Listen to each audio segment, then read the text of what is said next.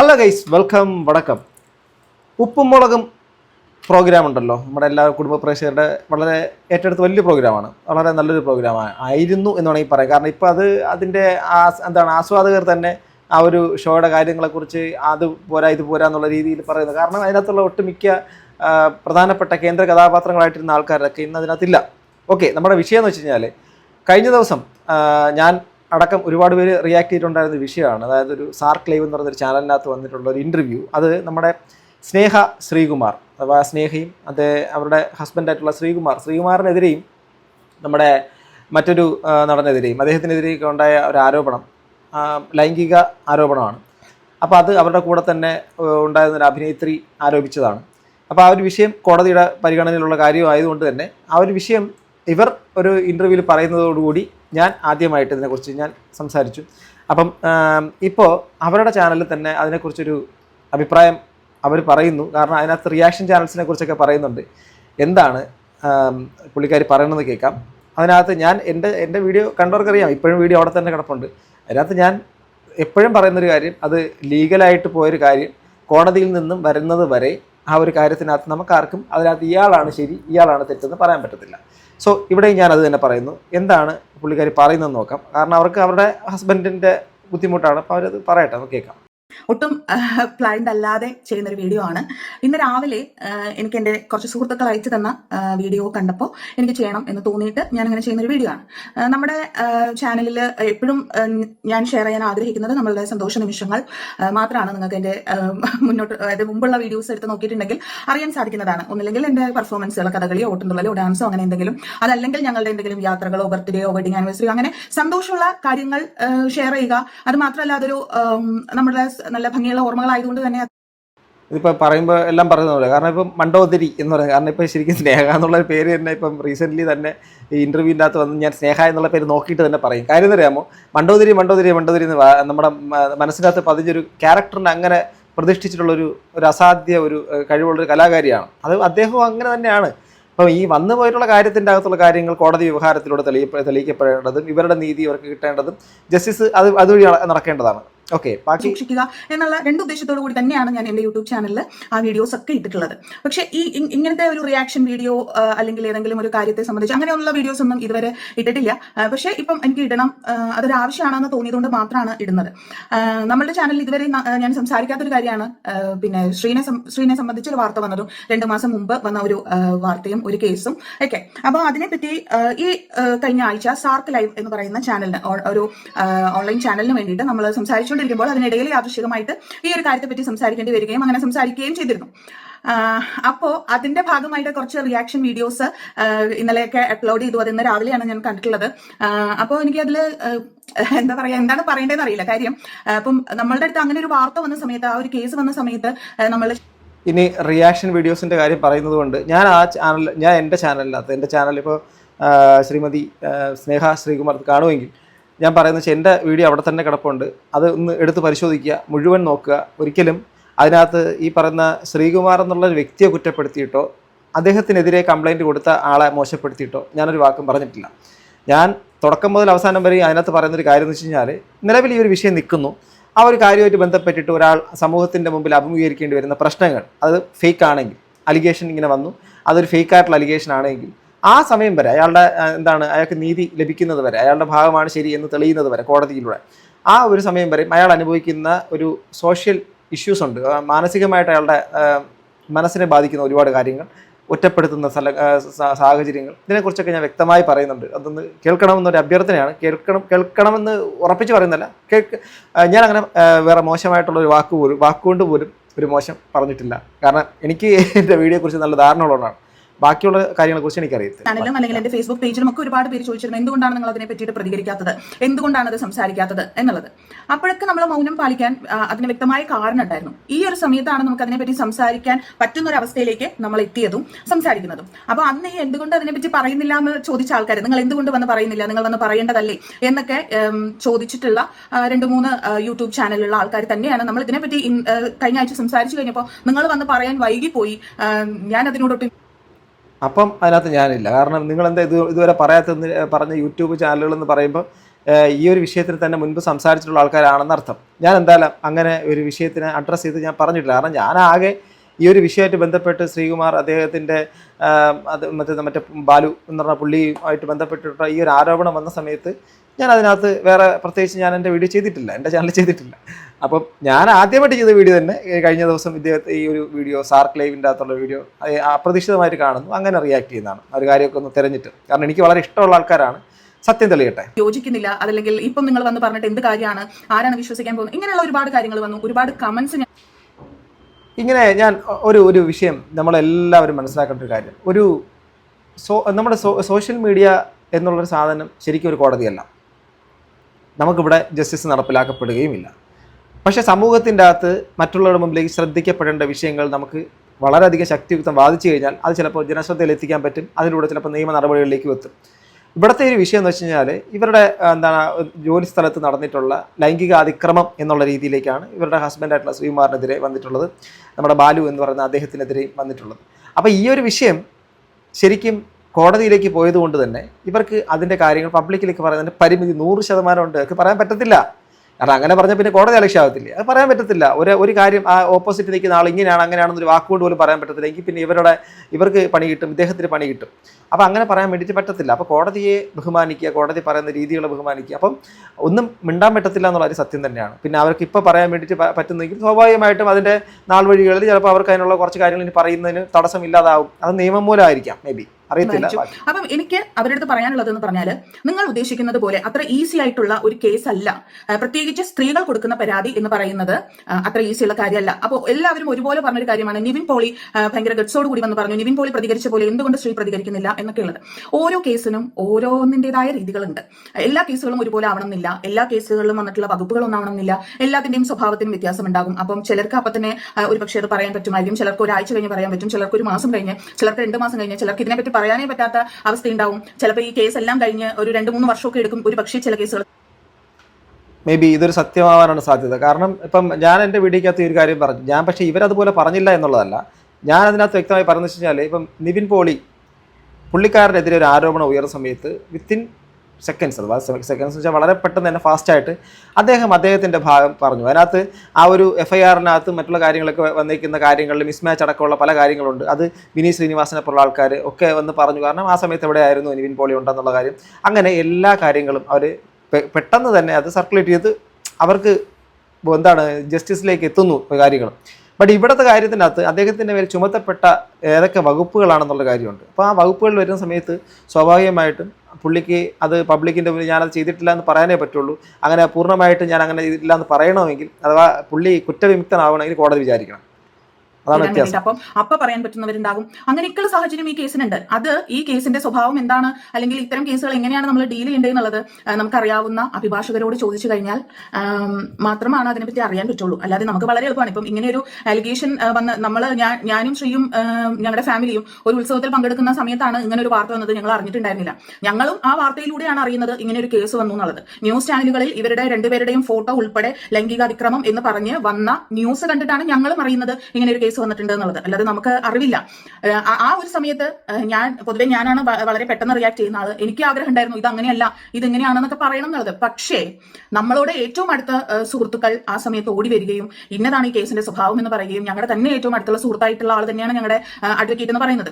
അവർ നമ്മളുടെ വീട്ടിൽ വന്നിരുന്ന കാര്യങ്ങളെല്ലാം കൃത്യമായി പറഞ്ഞു തന്നു. ഇന്ന കാര്യങ്ങളാണ് ഇതിലുള്ളത്. ഇതൊന്നും നമുക്കിപ്പോൾ ഡിസ്ക്ലോസ് ചെയ്യാൻ പറ്റില്ല. അത് ഈ കേസിന്റെ സ്വഭാവം അങ്ങനെ ആയതുകൊണ്ടാണ്. അപ്പം ഇന്ന കാര്യങ്ങളാണ് ഇതിൽ പറഞ്ഞിട്ടുള്ളത്. അപ്പൊ നമ്മൾ ഇന്ന രീതിയിലാണ് മൂവ് ചെയ്യേണ്ടത്. പിന്നെ ഇത്തരം കേസുകൾ നമ്മൾ ജാമ്യം എടുക്കേണ്ടതുണ്ട്. അല്ലാതെ ഈസി ആയിട്ട് എനിക്കെതിരെ ഇങ്ങനെ ഒരു കേസ് വന്നിട്ടുണ്ട്, ഇന്നാളാണോ കേസ് കൊടുത്തത്, ഇന്നതാണോ കേസ്, ഞാൻ അങ്ങനെ ചെയ്തിട്ടില്ല എന്ന് പറഞ്ഞാൽ തീരുന്ന ഒരു കേസ് അല്ല ഇത് കോടതിയിൽ. സീരിയസ്ലി ഒരു സ്ത്രീ ഒരാൾക്കെതിരെ പരാതി കൊടുത്തു കഴിഞ്ഞാൽ അതിനകത്ത് പ്രഥമ ദൃഷ്ടിയാൽ അവരുടെ അത് FIR ഇട്ടിട്ട് പിന്നീട് നടക്കാൻ വേണ്ടിയിട്ട് പോകുന്ന ഒരു വകുപ്പുകൾ എന്തൊക്കെയാണോ ചുമത്തപ്പെട്ടിട്ടുള്ള അനുസരിച്ച് ചിലപ്പോൾ അറസ്റ്റ് നടക്കും. അതിനനുസരിച്ചുള്ള തുടർ നടപടികളൊക്കെ വളരെ ഇതായിട്ട് വേഗം നടക്കും. സോ അതിനകത്തുള്ള കേസിൻ്റെ ഒരു ഇതുപോലെ ഇരിക്കും. എത്രമാത്രമാണ് അതിനകത്തുള്ള ഡെപ്ത്, അത് ആ കേസിൻ്റെ അതിന് തീർച്ചയായിട്ടും അങ്ങനെയാണ്. അപ്പോൾ ആ ഒരു സാഹചര്യത്തിൽ ഇദ്ദേഹത്തിൻ്റെ കാര്യങ്ങൾ പെട്ടെന്ന് ഒരു ജാമ്യം എടുക്കുക, അതിനുള്ള ബാക്കിയുള്ള പ്രിക്കോഷൻസ് എടുക്കുക, പിന്നെ നിയമവശങ്ങൾ അറിഞ്ഞിട്ട് ആ നിയമജ്ഞന്മാരോട് സംസാരിച്ചിട്ട് എന്തൊക്കെ ചെയ്തുകൂടാ, സോഷ്യൽ മീഡിയക്കകത്ത് എന്തൊക്കെ പ്രചരിപ്പിച്ചുകൂടാ, മിണ്ടിക്കൂടാ, ഇന്ന കാര്യങ്ങൾ ഒരിക്കലും സൂക്ഷിച്ച് സംസാരിക്കണം എന്നടക്കം പല കാര്യങ്ങൾ. അതുകൊണ്ടാണ് ചില പ്രമാദമായ കേസുകളിൽ ആരാണെങ്കിലും അവരുടെ കൂടെ വന്നിട്ട് ഇപ്പം കുറ്റാരോപിതനോ അല്ലെങ്കിൽ വിക്ടിമോ അവരൊക്കെ വന്നിരുന്ന് സംസാരിക്കുന്ന സമയത്ത് അവരുടെ കൂടെ അഡ്വക്കേറ്റ് വരും. അഡ്വക്കേറ്റാണ് അതിനെക്കുറിച്ച് സംസാരിക്കുക. അപ്പോൾ അതിനകത്ത് അഡ്വക്കേറ്റ് വ്യക്തമായി നിയമത്തിൽ നിന്നുകൊണ്ട് സംസാരിക്കും. അറിയാതെ വായിൽ നിന്നൊരു വാക്കെങ്കിലും അനാവശ്യമായിട്ട് വീണുപോയി കഴിഞ്ഞാൽ ഇത് ശരിക്കും ഇവർക്ക് പൊല്ലാപ്പാവും. സമൂഹ മാധ്യമങ്ങളിലൂടെ അല്ലെങ്കിൽ പൊതുസ്ഥലത്ത് വെച്ച് അപമാനിച്ചു എന്നുള്ളതടക്കം അടുത്ത് ഗുരുതരമായ ചുമത്തപ്പെട്ട കുറ്റങ്ങൾ ചുമത്തി പെട്ടെന്ന് തന്നെ വേറെ പണി കിട്ടും. അതൊരു സത്യമായിട്ടുള്ള കാര്യമാണ്. അതിന്റെ ഒരു സീരിയസ്നെസ് മനസ്സിലാവാത്തത് കൊണ്ടായിരിക്കാം, അല്ലെങ്കിൽ അതിനെപ്പറ്റി അറിയാത്തത് കൊണ്ടായിരിക്കാം. ഇപ്പൊ എനിക്കും അറിവില്ലായിരുന്നു, ഇങ്ങനെ ഒരു കാര്യം വരുമ്പോഴല്ലേ നമ്മൾ ഇതിനെപ്പറ്റി അന്വേഷിക്കുള്ളൂ. അപ്പം അതിന് നമ്മൾ കുറച്ച് സമയം കൊടുത്തേ പറ്റുള്ളൂ. ഇപ്പം ഞങ്ങളെ സംബന്ധിച്ച് അത് ഇങ്ങനെയെങ്കിലും ഞങ്ങൾക്ക് പറയാം എന്നുള്ളൊരവസ്ഥ വന്നപ്പോൾ ഞാൻ പറയുകയാണ്. ഇനി ഇതിൽ കൂടുതൽ കാര്യങ്ങൾ നമുക്ക് പബ്ലിക്കിനോട് പറയാൻ പറ്റും എന്ന് തോന്നുകയാണെങ്കിൽ ഞങ്ങൾ പറയും. പക്ഷേ ഇതെന്താണ് ഇതിൽ ഒരു പ്രധാനപ്പെട്ട കാര്യം എന്ന് പറയുന്നത്, നമ്മളെ ഈ കാര്യത്തിൽ സഹായിക്കാൻ ഉള്ളത് ഇന്ത്യൻ നിയമവ്യവസ്ഥ മാത്രമാണ്. നമ്മുടെ നിയമവ്യവസ്ഥയിൽ വിശ്വസിച്ചുകൊണ്ടാണ് ഞങ്ങൾ ആദ്യത്തെ ആ ദിവസം മുതൽ ഇപ്പോൾ വരെ മുന്നോട്ട് പോകുന്നത്, ഇനി മുന്നോട്ട് പോകുന്നതും. അതിൽ ഞങ്ങൾക്ക് അപ്പം ആ ഒരു വാക്കിലെ സങ്കടം നമുക്ക് മനസ്സിലാക്കാൻ പറ്റും. സ്വാഭാവികമായിട്ടും അവരുടെ ഭർത്താവ് എന്നുള്ളതിലുപരി ആ മനുഷ്യനെ ഏറ്റവുമായിട്ട് കണക്ട് ചെയ്ത് നിൽക്കുന്ന ഈ പങ്കാളിയുമായിട്ട് തന്നെ ആയിരിക്കും. അപ്പോൾ സ്വാഭാവികമായിട്ടും അവരുടെ ഡിസ്കഷൻസ് ഇങ്ങനൊരു സാഹചര്യം വരുന്ന സമയത്ത് ഓപ്പൺ ആയിട്ടുള്ള ഡിസ്കഷൻസ് ഒക്കെ വരും. അതിനകത്ത് എന്താണ് അദ്ദേഹത്തിൻ്റെ ഭാഗം എന്നുള്ള കാര്യം ഈ പുള്ളിക്കാരത്തേക്ക് വ്യക്തമായിട്ട് മനസ്സിലാക്കാൻ പറ്റും. ആ വ്യക്തിയെ ഇത്രയും കാലം കണ്ടും അറിഞ്ഞും ഇതൊക്കെ ആ വ്യക്തി എന്നുള്ള രീതിയിലൊക്കെയുള്ള എന്തൊക്കെയാണോ അയാളുടെ സൈഡിൽ നിന്ന് ഉണ്ടാവാൻ സാധ്യതയുള്ളതിനെക്കുറിച്ച് അവർക്ക് നല്ല ധാരണ ഉണ്ടാവും. അപ്പോൾ അതിൻ്റെ അടിസ്ഥാനത്തിൽ സ്വാഭാവികമായിട്ടും അദ്ദേഹത്തിന് അദ്ദേഹം ചെയ്യാത്തൊരു തെറ്റിനാണെങ്കിൽ, ഞാനെപ്പോഴും പറയുന്നു ഇത് കോടതി തീരുമാനിക്കേണ്ടതാണ്, ചെയ്യാത്തതാണ് എങ്കിൽ തീർച്ചയായിട്ടും അവരും അതിനൊപ്പം അയാൾക്കൊപ്പം ചേർന്ന് നിന്നുകൊണ്ട് സമൂഹത്തിൻ്റെ മുമ്പിൽ ഈ ഒരു കാര്യത്തിന് വേണ്ടിയിട്ട് പോരാടേണ്ടത് തന്നെയാണ്. അതിൻ്റേതായിട്ടുള്ള വിഷമം ഈ ഒരു വാക്കിലുണ്ട്. കാരണം നമ്മൾ ഇന്ത്യൻ ജുഡീഷ്യറി മാത്രമാണ് ഞങ്ങളുടെ കൂടെ ഉള്ളതെന്ന് പറയുമ്പോഴേക്കും സ്വാഭാവികമായിട്ട് അത് ഈ ഒരു സ്ത്രീ സംബന്ധമായ വിഷയങ്ങൾ വരുന്ന സമയത്ത് അതങ്ങനെയാണ് അതിൻ്റെ രീതി, അത് ആ ഒരു പോക്ക് അങ്ങനെയാണ്. ഏതെങ്കിലും ഇപ്പം ഞാൻ പറയുന്നത് ഈ ഒരു കേസിനെ ആസ്പദമാക്കിയിട്ടല്ല, ഒരുപാട് ഫേക്ക് കേസസ് സമൂഹത്തിൽ വരുന്നുണ്ട്. അതിനകത്ത് സ്ത്രീ എന്നുള്ള രീതിയിൽ മാത്രം ഒരു കേസ് കൊണ്ട് കൊടുത്തിട്ട് എന്തെങ്കിലും ഒരു വൈരാഗ്യം കൊണ്ട് ഒരാൾക്കെതിരെ ഒരു പരാതി കൊടുത്തിട്ട് മീറ്റു പോലുള്ള ചില ആരോപണങ്ങളൊക്കെ ഫേക്കായി പോകുന്നത് കാര്യങ്ങൾ നമ്മൾ ശ്രദ്ധയിൽ ഒരുപാട് കാര്യങ്ങൾ ഈ വിഷയങ്ങളിൽ തന്നെ വന്നിട്ടുണ്ട്. ഈവൻ നിവിൻ പോളിയുടെ കേസ് അടക്കം. അപ്പം അങ്ങനെ ഒരാളെ കൊടുക്കാൻ വേണ്ടിയിട്ട് ഒരു കാര്യം ഉപയോഗിക്കുകയും ഉപയോഗിച്ചതിന് ശേഷം അയാളെ സമൂഹത്തിൻ്റെ അകത്ത് ചിന്ന ഭിന്നമാക്കി പിച്ച് ചെയ്തുകയും ചെയ്യും. അവസാനം അത് തെളിയുന്നു, അത് ഇയാൾക്കെതിരെ അനാവശ്യമായിട്ട് കൊടുത്തതാണ്, ഫേക്കാണെന്നുള്ളത് തെളിഞ്ഞു കഴിഞ്ഞാൽ പക്ഷേ അത്രയും കാലം അയാൾക്കുണ്ടായ മാനസിക വിഷമം, സങ്കടം, ആ കുടുംബം മുഴുവൻ അനുഭവിക്കുന്ന വിഷമം സത്യം പറഞ്ഞാൽ ആർക്ക് തിരിച്ചു കൊടുക്കാൻ പറ്റത്തില്ല. അതിൻ്റെ ആ ഒരു ഹാപ്പിനെസ് തിരിച്ചു കൊടുക്കാൻ വേണ്ടിയിട്ട് പറ്റത്തില്ല. സോ അതുകൊണ്ട് ഇന്ത്യൻ ജുഡീഷ്യറി അവരെ വിശ്വസിച്ച് പോകുന്നു. പിന്നെ ഈ ഒരു കേസിൻ്റെ അകത്ത് ഞാൻ പറയുന്നു, ഈ ഒരു കേസിൻ്റെ അകത്ത് ഓപ്പോസിറ്റ് നിൽക്കുന്ന ആ ഒരു വിക്ടിം അഥവാ അവരാണ് കേസ് കൊടുത്തത്, അവരെക്കുറിച്ച് മോശം പറയാനോ ഇദ്ദേഹം തെറ്റ് ചെയ്തിട്ടില്ലെന്നോ അല്ലെങ്കിൽ അദ്ദേഹം അങ്ങനെയാണ് ഇങ്ങനെയാണെന്ന് പറയാനോ അയാളെ കുറ്റപ്പെടുത്താനോ ഞാൻ തയ്യാറല്ല. കാരണം അത് ശരിയല്ല. സത്യം തന്നെ വിജയിക്കും എന്നുള്ളൊരു വിശ്വാസമുണ്ട്. അപ്പൊ അതുകൊണ്ട് ആ കേസ് എന്നാണോ തീരുന്നത്, അല്ലെങ്കിൽ കൂടുതൽ കാര്യങ്ങൾ പറയാൻ നിയമം എപ്പോഴാണോ ഞങ്ങളെ അനുവദിക്കുന്നത് അപ്പോൾ നമ്മൾ വന്ന് പറയുന്നതായിരിക്കും. അതാണ് അതിൽ ഒരു കാര്യം എനിക്ക് പറയാനുള്ളത്. വളരെ പെട്ടെന്ന് നിങ്ങൾ എന്തുകൊണ്ട് റിയാക്ട് ചെയ്തില്ല എന്നുള്ള ചോദ്യത്തിന്. രണ്ടാമത്തെ കാര്യം, ഇതിന്റെ അടിയിൽ വരുന്ന കമന്റ്സുകൾ, വളരെ പോസിറ്റീവായിട്ടുള്ള ഒരുപാട് കമന്റുകൾ ഞാൻ കണ്ടു. അവരോട് എല്ലാവരോടും ഹൃദയത്തിന്റെ ഭാഷയിൽ നന്ദി പറയുകയാണ്. കൂടെ ഉണ്ട് എന്ന് പറഞ്ഞതിന് ഒരുപാട് നന്ദി. അതല്ലാതെ വന്ന കമന്റുകളുണ്ട്. അതായത് ഭർത്താവ് എന്ത് തോന്നിവാസവും കാണിച്ചിട്ട് ന്യായീകരിക്കാൻ വരുന്നു, വെളുപ്പിക്കാൻ വരുന്നു. പിന്നെ ഒരു കമന്റ്, ന്യായീകരിച്ചല്ലേ പറ്റൂ, ഒരു കുട്ടി ഉണ്ടായി പോയില്ലേ, ഭർത്താവ് കൈവിട്ട് പോയാൽ പിന്നെ എന്ത് ചെയ്യും, വേറെ ആളെ കിട്ടില്ലല്ലോ. ഇങ്ങനത്തെ കുറേ കമന്റുകൾ ഞാൻ കണ്ടു. എനിക്ക് അവരോട് പറയാനുള്ളത്, വളരെ കൃത്യമായി എല്ലാത്തിനെ കുറിച്ചും ചിന്തിക്കാനും സംസാരിക്കാനും കഴിവുള്ള ഒരാളാണ് എന്നുള്ളതാണ് എൻ്റെ ഒരു വിശ്വാസം. പിന്നെ അത്യാവശ്യം വിദ്യാഭ്യാസവും ഉണ്ട്. അപ്പൊ അതുകൊണ്ട് അങ്ങനെ എന്ത് തോന്നിയാസം കാണിക്കുന്ന ഒരാളെ ന്യായീകരിക്കാൻ ഞാൻ നിൽക്കില്ല.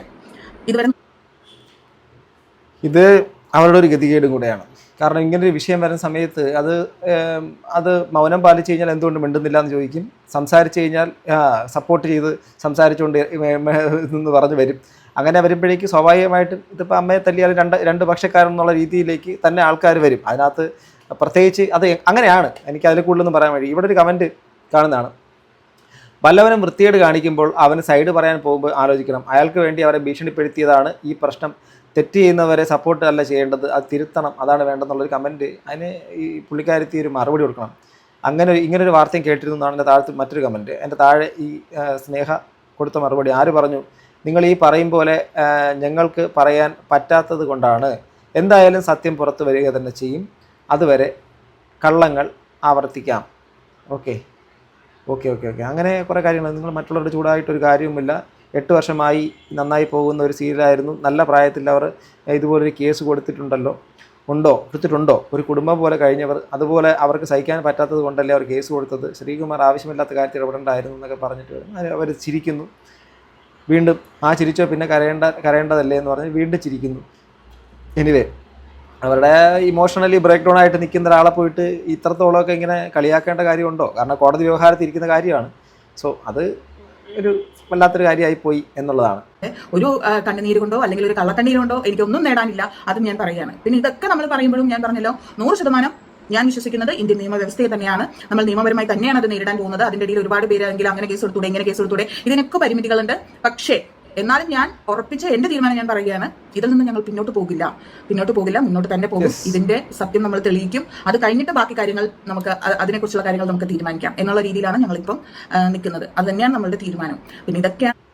ഇപ്പോൾ തെറ്റ് ചെയ്തിട്ടില്ല എന്ന് പൂർണ്ണമായി ഉറപ്പുണ്ടെങ്കിൽ മാത്രം പറയാൻ വേണ്ടിയിട്ട് പറ്റുന്നതാണ്. ഇത് എവിടെയാണെങ്കിലും ഞങ്ങൾ തെളിയിക്കും. 100% ഇത് വിട്ടുകൊടുക്കത്തില്ല, ഞങ്ങൾ മുന്നോട്ട് പോകുമെന്നുള്ള ആ വാക്കിൻ്റെ അകത്ത് എവിടെയോ അവരുടെ ഭാഗത്തൊരു ശരിയുണ്ടെന്ന് അവർ പറയാൻ ശ്രമിക്കുന്നു. ഓക്കെ, ശരിയെന്നല്ല ഞാൻ പറഞ്ഞതിൻ്റെ അർത്ഥം, അവർ അത് പറയാൻ ശ്രമിക്കുന്നു. സോ സ്വാഭാവികമായിട്ടും അവരെന്ത് തന്നെ സംഭവിച്ചാലും അങ്ങറ്റം വരെ പോയിട്ടാണെങ്കിലും നീതി ലഭ്യമാക്കും എന്നുള്ളതാണ് പറയുന്നത്. ഞാൻ പറയുന്നത്, നമ്മൾ ഇപ്പം എന്നെ സംബന്ധിച്ച് ഞാൻ ഒരാളെയും ഉപദ്രവിക്കാൻ അങ്ങോട്ട് പോകാറില്ല. നമുക്ക് കംഫർട്ട് അല്ല എന്ന് തോന്നിയ സ്ഥലങ്ങളിൽ നിന്ന് മാറി നിൽക്കാനേ ഞാൻ ശ്രമിച്ചിട്ടുള്ളൂ. അതിപ്പം നമ്മളുടെ തൊഴിലിടത്തിൽ നിന്നാണെങ്കിലും അതല്ലാതെ മറ്റ് സന്ദർഭങ്ങളിലാണെങ്കിൽ പോലും എനിക്ക് കംഫർട്ട് അല്ലാന്ന് തോന്നിയാൽ ഞാൻ അവിടെ നിന്ന് മാറി നിൽക്കുക എന്നുള്ളതല്ലാതെ അവിടെ ഒരാളെ പാര വെച്ച് പുറത്ത് ചാടിക്കാനോ അല്ലെങ്കിൽ അവരുടെ തൊഴിൽ നഷ്ടപ്പെടുത്താനോ ഒന്നും ഞാൻ നിന്നിട്ടില്ല. അതിൽ എനിക്ക് 100% ഉറപ്പുണ്ട്. അപ്പോൾ അങ്ങനെ അപ്പോൾ നമ്മൾ ഇതൊക്കെ നമ്മൾ പറയുമ്പോഴും നമുക്ക് എന്തോ കുത്തി പറയുന്നത് പോലെ തോന്നി. കാരണം വേറെ ഒന്നും കൊണ്ടല്ല, ഇത് കമൻറ്റ് ബോക്സിൻ്റെ അകത്ത് ആ ഇതൊക്കെ ഒരു കമൻറ്റ് കണ്ട ആ ടൈം വെച്ചിട്ട്. ഓക്കെ, ഞാൻ ഒരു എനർജിയിൽ നമ്മൾ വിശ്വസിക്കുന്നുണ്ടല്ലോ, ദൈവവിശ്വാസം എന്നൊക്കെ പറയുന്നത് അതൊരു എനർജി എന്നുള്ളതാണ് ഞാൻ വിശ്വസിക്കുന്നത്. അതിലെനിക്ക് വിശ്വാസമുണ്ട്. നമ്മളുടെ കർമ്മം തന്നെയാണ് ദൈവം എന്നുള്ളതാണ്. അതായത് ഇപ്പോൾ നമ്മൾ അമ്പലത്തിൽ പോകും, അല്ലെങ്കിൽ 24 മണിക്കൂറും പ്രാർത്ഥിക്കും. ഇതെല്ലാം ചെയ്തിട്ട് മറ്റുള്ളവരെ ദ്രോഹിച്ചുകൊണ്ടിരുന്നിട്ട് ഒരു കാര്യവുമില്ല, അതിൽ നിന്ന് ഒരു നേട്ടം ഉണ്ടാവില്ല. പക്ഷെ നമ്മൾ നമ്മുടെ ജോലി കൃത്യമായി ചെയ്യുക, മറ്റുള്ളവർക്ക് ഉപദ്രവം ഉണ്ടാക്കാതിരിക്കുക, അവരെ സഹായിച്ചിട്ടില്ലെങ്കിലും ഉപദ്രവം ഉണ്ടാക്കാതിരിക്കുക എന്നുള്ളതാണ്. പറയാതെ പറയുന്നതെല്ലാം ഇവരിപ്പോൾ അനുഭവിക്കുന്ന കാര്യങ്ങൾ, അല്ലെങ്കിൽ ഇവർക്കെതിരെ ഈ ഒരു സാഹചര്യം സൃഷ്ടിക്കാൻ ശ്രമിക്കുന്ന ആരുടെയൊക്കെ കാര്യങ്ങളെക്കുറിച്ച് പറയുന്നത് പോലെയൊക്കെ തോന്നിയേക്കാം. അതങ്ങനെ തന്നെ ആയിരിക്കാം. അപ്പോൾ അത് സ്വാഭാവികമായിട്ടും അത് തൊഴിലിടത്തിലാണെങ്കിൽ അവർ പറയുന്നു, തൊഴിലിടത്തിനകത്ത് നമുക്കെതിരെ ഒരു കംഫർട്ടല്ലാത്ത സ്ഥലമുണ്ടെങ്കിൽ നമ്മൾ അവിടെ നിന്ന് മാറിപ്പോവും. മറ്റാളുടെ ജോലിയിൽ നിന്ന് പുറത്ത് ചാടിക്കാനുള്ള പരിപാടി, പുകച്ച് പുറത്ത് ചാടിക്കുന്ന പരിപാടിയൊന്നും ശരിയല്ല എന്നടക്കമുള്ള കാര്യങ്ങൾ ഇങ്ങനെ പറയുന്നു. അവർക്കത് ഡയറക്റ്റായിട്ട് പറയാൻ വേണ്ടിയിട്ട് കഴിയാത്തതുകൊണ്ടായിരിക്കാം അത് ഇങ്ങനെ തന്നെ സംസാരിച്ച് പോകുന്നത്. കാരണം അങ്ങനെയാണല്ലോ. സോ നിയമത്തിൻ്റെ വ്യവഹാരത്തിരിക്കുന്ന കാര്യമാണ് അതിൻ്റെ ഒരു കാര്യം. രണ്ടാമത്തെ കാര്യം, ഇപ്പം ഞാനും ശ്രീയും ഹസ്ബൻഡ് ആൻഡ് വൈഫാണ്. അതിന് മുമ്പ് ഞങ്ങൾ വളരെ അടുത്ത സുഹൃത്തുക്കളാണ്. അപ്പോൾ എനിക്ക് ഏറ്റവും പ്രിയപ്പെട്ട ഒരാൾക്ക് ഇങ്ങനെ ഒരു അവസ്ഥ വരുമ്പോൾ ഒരിക്കലും എനിക്ക് അങ്ങനത്തെ ഒരു മാനസികാവസ്ഥയിലല്ലായിരുന്നു ഞാൻ. അങ്ങനെ ഒരു വീഡിയോ വന്ന് പറയാൻ പറ്റുന്ന ഒരു അവസ്ഥയിലായിരുന്നില്ല. രണ്ടാമത്തെ കാര്യം, അന്ന് ഞാൻ വീഡിയോ ഇട്ടിരുന്നെങ്കിൽ എനിക്ക് ഇത്ര പോലും സംസാരിക്കാൻ പറ്റില്ലായിരുന്നു. കാര്യം ഞാൻ പറയുന്ന ഓരോ വാക്കുകളും ഈ കേസിനെ ബാധിക്കുമായിരുന്നു. ഓക്കെ, അതിപ്പോൾ നിങ്ങൾക്ക് മനസ്സിലായി കാണുമല്ലോ. തീർച്ചയായിട്ടും അവർ പറയുന്ന ഓരോ വാക്കുകളും ഈ കേസിനെ ബാധിക്കും. അത് പിന്നെ ഈ പുള്ളിക്ക് പ്രതികൂലമായിട്ട് വരികയും ചെയ്യും. അതുകൊണ്ട് ഇപ്പോൾ എടുത്ത ഈ ഒരു സ്റ്റാൻഡ് തന്നെയാണ് കറക്റ്റ്. നമുക്ക് ആവശ്യമുള്ള കാര്യങ്ങൾ മാത്രം സംസാരിക്കുക, ആവശ്യമില്ലാത്ത കാര്യങ്ങളിൽ നിന്നും അകന്നു നിൽക്കുക എന്നുള്ള കാര്യം മാത്രമേ ഉള്ളൂ. ഇപ്പോൾ നിലവിൽ ഓപ്പോസിറ്റ് നിൽക്കുന്ന വ്യക്തി അവർ കേസ് കൊടുത്ത കാര്യങ്ങൾ കോടതി വ്യവഹാരത്തിലായതുകൊണ്ടാണ് അവർ പറഞ്ഞത്. ഇതിനകത്ത് ഒരിക്കലും ഞങ്ങൾക്ക് ഇതിനെക്കുറിച്ച് കൂടുതൽ കമൻറ്റ് ചെയ്യാൻ വേണ്ടിയിട്ട് പറ്റത്തില്ല എന്നുള്ള കാര്യം. പിന്നെ ഇതിനിടയ്ക്ക് പറഞ്ഞ ഒരു കാര്യമുണ്ട് കേട്ടോ, ഞാൻ ആ വീഡിയോ ഫുള്ള് കണ്ടതാണ്. അതിനകത്ത് അദ്ദേഹം ഈ സംസാരിക്കാത്തതിനെക്കുറിച്ച് ആൾക്കാർ വിമർശിക്കുന്നു, എന്തുകൊണ്ടാണ് ശ്രീകുമാർ മിണ്ടാതിരിക്കുന്നത്, സ്നേഹം സംസാരിക്കുന്ന കാര്യം. അതിനും അവർ വ്യക്തമായി മറുപടി പറയുന്നു. അതായത് ഇത് പറഞ്ഞ കാര്യം കറക്റ്റാണ്. കാരണം ഇവരുടെ തുടക്കം മുതലുള്ള ഇൻ്റർവ്യൂസിൻ്റെ അകത്ത് ഈ പുള്ളിയാണെങ്കിൽ ശരിക്കും സംസാരിക്കാതെ ഒരു സൈഡിൽ വശത്തിരിക്കുന്ന ഒരാളാണ്. ആൾ അധികം സംസാരിക്കത്തില്ല. ഇൻട്രോവേർട്ടിൻ്റെ എന്നല്ല, പുള്ളി സരസമായി സംസാരിക്കുന്ന ആളാണ്, എന്നാലും പുള്ളി അധികം സംസാരിക്കാത്ത ആളാണ്. അപ്പോൾ ഇദ്ദേഹമാണെങ്കിൽ നമ്മുടെ സ്നേഹമാണെങ്കിൽ നല്ല വായാടി പോലെ ഇങ്ങനെ സംസാരിച്ചുകൊണ്ടിരിക്കുന്ന ആളാണ്. നമുക്കറിയാമല്ലോ മണ്ടോതിരിയെ. അപ്പം അങ്ങനെ സംസാരിക്കുന്ന ഒരാളാണ്. അപ്പം എന്താ പറയുക, അതുകൊണ്ട് അവർക്കിപ്പോൾ നിലവിൽ അവരുടെ സാഹചര്യം പറയാൻ പറ്റുന്നൊരു ചെറിയൊരു അവസ്ഥയിലേക്ക് എത്തിയിട്ടുണ്ട്. പക്ഷേ നിയമ പോരാട്ടം തുടരും, അതിനകത്ത് നിന്ന് നീതി നേടിയെടുക്കും എന്നുള്ള കാര്യമാണ്. അവർ സത്യം തെളിയിക്കുമെന്ന് ഉറപ്പിച്ച് പറയുന്നു. അത് നമുക്ക് വിശ്വസിക്കാം. കാരണം ആരുടെ ഭാഗത്താണ് ശരി, ആരുടെ ഭാഗത്താണ് തെറ്റ് എന്നുള്ള കാര്യം കോടതിയിൽ നിന്ന് തെളിയേണ്ടതാണ്. നിയമം മൂലം അവർ കൊടുത്തേക്കുന്ന കേസിന് അടിസ്ഥാനത്തിൽ അന്വേഷണം നടത്തി ശരി തെറ്റുകളെല്ലാം പുറത്തു വരട്ടെ. എന്തായിരുന്നാലും ഒരു അൺഫോർച്ചുനേറ്റുള്ളൊരു കാര്യമാണ്.